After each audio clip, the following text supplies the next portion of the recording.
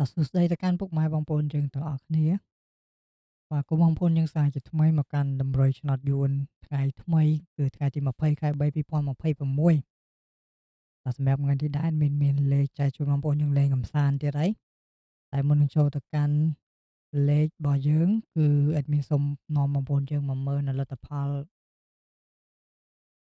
ថ្ងៃចាស់សិនបងប្អូនយើង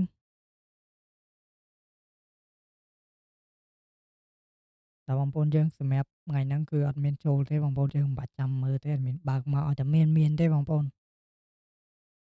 អត់ដឹងមិនដែរបងប្អូនយើងអេដមីន2ថ្ងៃដាក់អត់ចូលសោះបងប្អូនយើងអើយទាំងម៉ោង4និងម៉ោង6ទាំងលេខអូសទាំង2លេខទាំង3លេខទាំងអីក៏ដោយអត់មានចូលទេបងប្អូនស្ដាយមែនតើ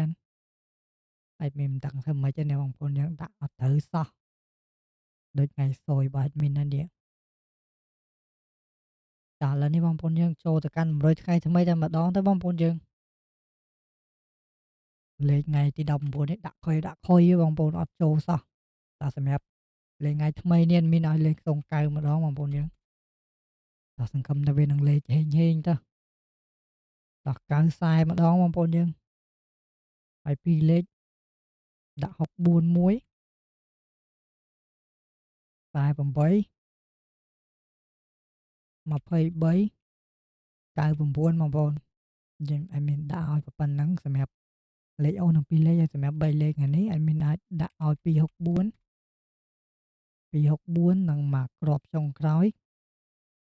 248បងប្អូនតើបងប្អូនយើងសម្រាប់លទ្ធផលតម្រុយដែលមានបានរៀបចំជូនបងប្អូនយើងថ្ងៃនេះគឺមានលេខ9អូស9អូស40 2លេខ64 48 23 99 3លេខ264 248តើបងប្អូនយើងសម្រាប់តម្រុយអេដមីនថ្ងៃនេះមានប៉ុណ្្នឹងទេហើយជាចុងក្រោយអេដមីនជូនពរបងប្អូនយើងហិញៗទាំងអស់គ្នា